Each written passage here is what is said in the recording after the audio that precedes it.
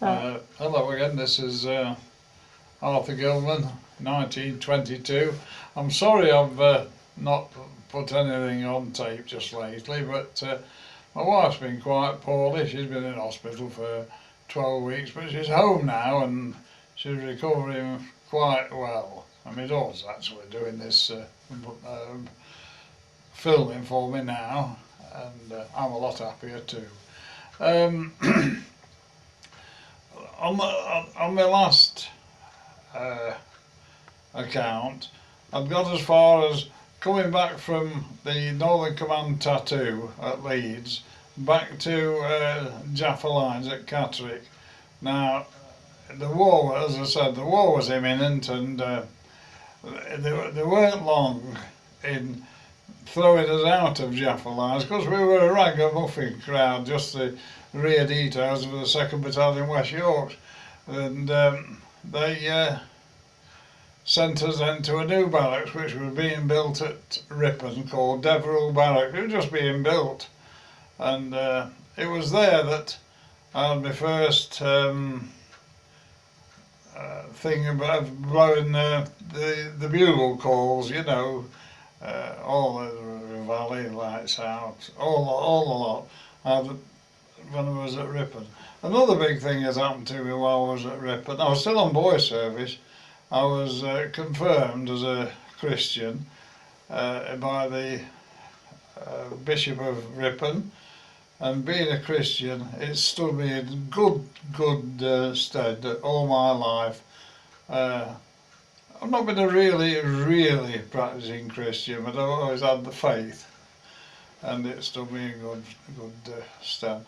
Now, we weren't at Ripon long because they wanted them barracks, and as I say, we were a ragamuffin lot with a bit of a band and all that, but they moved us to the West Yorks depot at Fulford Barracks at York.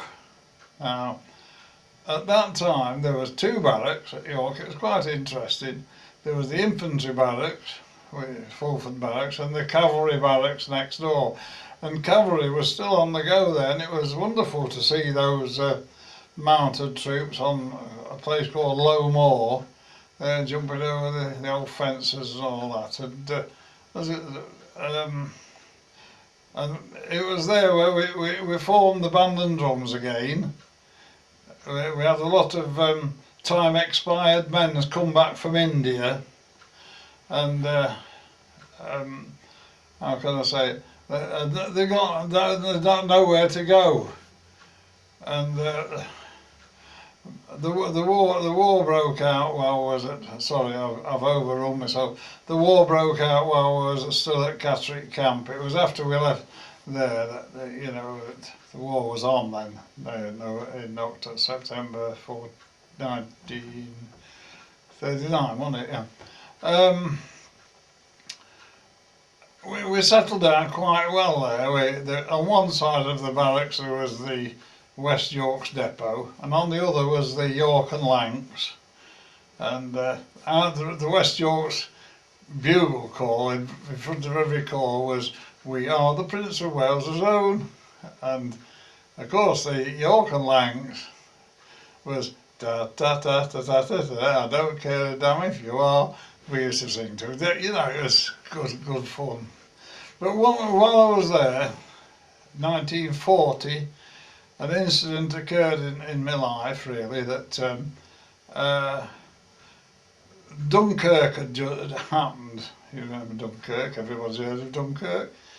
And something happened there that changed my old attitude to the British people and the British Tommy.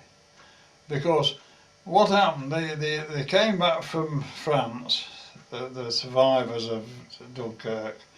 They brought them back to Fulford Road outside the barracks in 3-ton trucks. They got them out of the trucks, fell them in, and marched into the barracks. Now, some had got no proper boots on, that.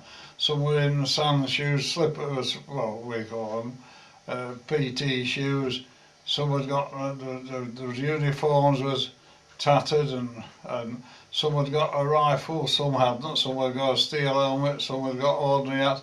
But but they marched into the barracks, and those who got the rifle, they marched in at the slope, and all in step. And I thought, wonderful, them lads, what they'd just been through, and they marched back into them barracks like that. They marched up onto the barrack square. They were dismissed to the various barrack rooms and so on. And within about 3 days, they were all smart again, they were soldiers anyway, them lads, they were soldiers anyway. And they were all smart and that, and after a few days they was all sent off to the different regiments and postings, and we lost them all. Another thing about Fulford Barracks at that time, on the corner of the barrack square there was 4 guns that was captured off the Turks at the Battle of Sevastopol, which was a battle honour for the regiment, Sevastopol. And of course, when the war started, they got melted down to fire back at them. And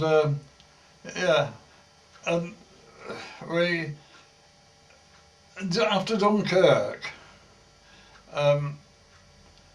there was a worry about England being invaded, and we had to, it was middle of summertime, light nights, and we had to stand to at dusk and dawn. Well, we was hardly getting any sleep, because dusk we had double summertime then.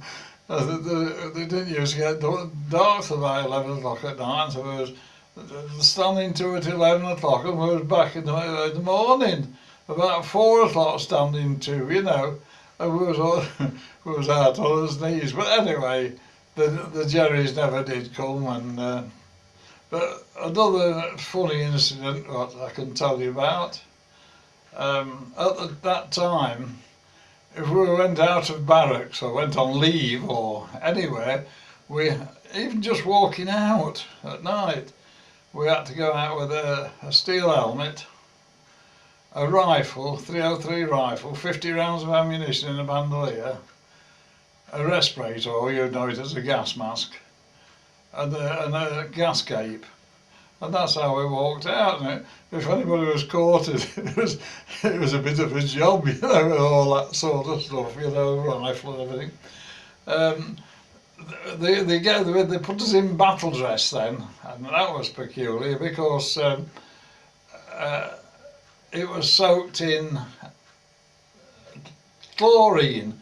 It was supposed to be an antidote against mustard gas, and it was all white powder in your battle dress, and you stunk vile. And we used to spend hours trying to brush all this chlorine out of his uniform, to make herself presentable to the girls, you see. They wouldn't have nothing to do with it. We stunk like swimming pools. But eventually we managed to get rid of it. You couldn't wash khaki, it wouldn't wash anyway.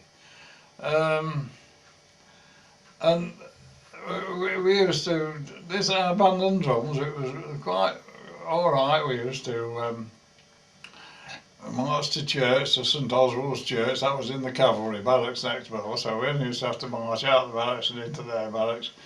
And being a drummer, I didn't have to go into church, because it was only the band that went in, because they used to play the hymns and so on.